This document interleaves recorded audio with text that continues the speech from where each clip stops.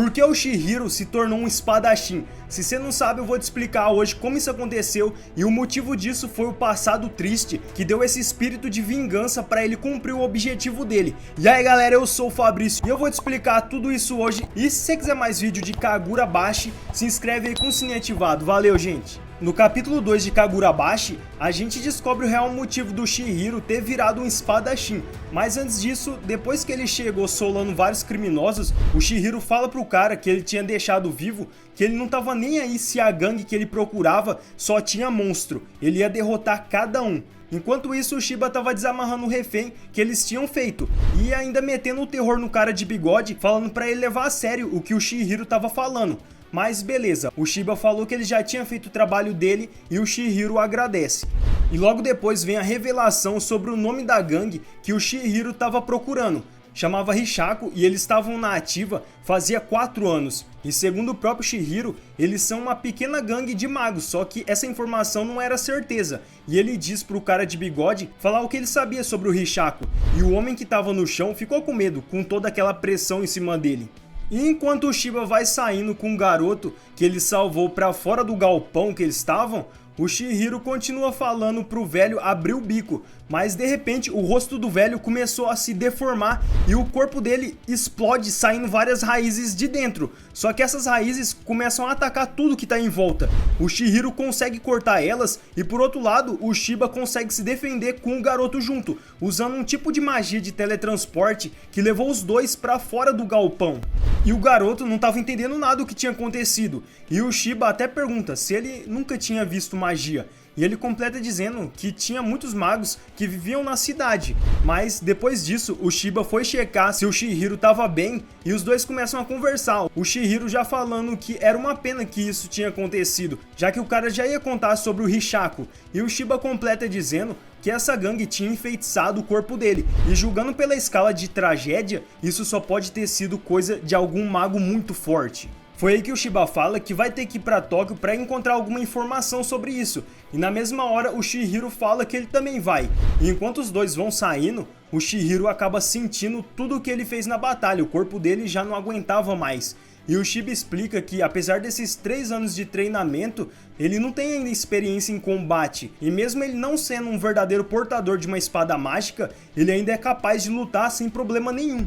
E depois de um tempo, o Chihiro chega até Tóquio e dentro de um apartamento ele fica olhando para sua espada até chegar o Shiba e falar que parecia que tinha alguém que tinha visto as espadas mágicas. Ele pede para o Chihiro se apressar porque eles já iam sair para ver essa informação. E o capítulo acaba aqui, mas no meio desse capítulo teve um flashback do passado falando um pouco do real motivo do Chihiro virar um espadachim e também mostra várias informações sobre as espadas mágicas. No passado, enquanto o Chihiro ainda era menor e ajudava o pai dele, a oficina e a casa deles era protegida do mundo externo por uma barreira. E quando alguma coisa acontecia lá dentro, graças a essa barreira, o Shiba ficava sabendo na mesma hora. É por isso que teve um dia que o Shiba correu para lá o mais rápido possível. E quando ele chegou lá, estava tudo destruído. A casa, a oficina, e a única coisa que ele olhava era 2 pessoas no chão. Era o Chihiro que estava de joelhos sem expressão, sem poder fazer nada, enquanto o pai dele estava no chão. O Shiba foi correndo apavorado, perguntando se o Chihiro estava bem, e ele disse que tinha 3 magos. E foi do nada. Ele tinha desmaiado. E quando ele acordou, estava tudo destruído. E o narrador explica que durante a guerra, Rokuhira, que é o pai do Chihiro, tinha criado 6 espadas mágicas. E depois que a guerra terminou, todas as espadas foram devolvidas. E ele escondeu todas elas no porão da oficina. E o Shiba fica surpreso, porque as espadas tinham sido roubadas. Mas isso não era importante naquele momento, pelo menos o Chihiro estava bem. Só que o Chihiro lembra de uma coisa que o pai dele tinha dito para ele, que essas 6 espadas eram mágicas e cada uma tinha um poder específico. E o Chihiro pergunta se ele ia ter que fazer uma espada como essas. E o pai dele responde que talvez. Só que ele completa dizendo que nenhuma dessas 6 espadas podem ser usadas como referência. Ele não precisava admirar a habilidade de criar espadas fortes. Ele tinha que ver o mundo com os próprios olhos. Por que eu vou criar uma espada e como ela será? Essa é a pergunta que o Chihiro precisava responder. E assim, eventualmente, eles iam ser agraciados com sabedoria. E nesse momento é mostrado o pai do Chihiro morto na frente dele. e ele pergunta quem era aqueles caras chorando e dizendo que será que eles não têm noção do quanto o meu pai se importava com as espadas? E no mesmo momento ele começou a lembrar que um dos caras que atacou ele tinha uma tatuagem, e ele começa a falar que precisava fazer todas aquelas pessoas entender o que o seu pai acreditava, e ele concluiu dizendo que precisava matar todos. E esse foi o motivo principal do Chihiro ter virado um espadachim, a morte do seu pai. Mas se tiver ainda mais curioso, tem mais informação. O narrador fala que a espada que está na mão direita do Chihiro foi criado pelo Rokuhira, o pai dele, assim que a guerra terminou.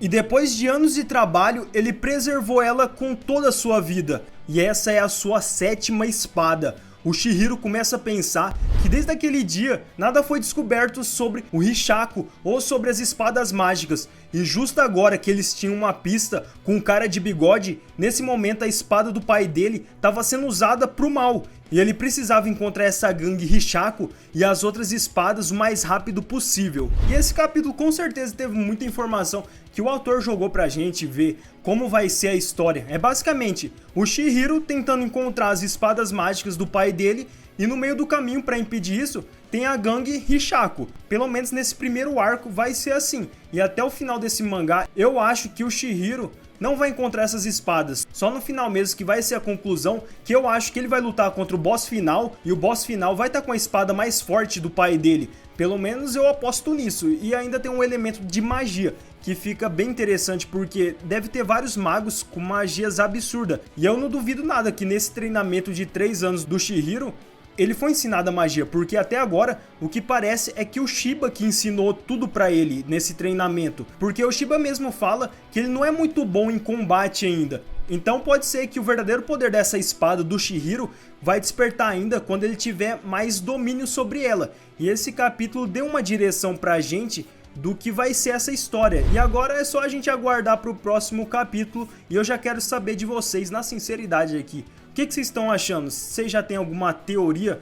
Porque eu tô com uma na minha mente aqui sobre essas espadas. Eu queria saber de vocês, deixa aí embaixo que eu vou estar lendo. E tudo isso aconteceu no capítulo 2. Se você quiser que eu continue trazendo mais vídeo de Kagurabashi por aqui, curte muito esse vídeo e comenta também o que vocês acharam. Você acha que esse mangá vai fazer sucesso ou não? Comenta aí que eu vou estar lendo. E se você puder, se torne membro, que você vai estar ajudando muito com o meu trabalho, para sempre continuar produzindo cada vez mais por aqui. E também você recebe vários benefícios. Então, quem já se tornou membro, muito obrigado. E se você não puder, se inscreve aí com o sininho ativado para mais vídeo de Kagurabashi por aqui. É tudo isso e mais um pouco. Forte abraço, galera. Valeu, fui!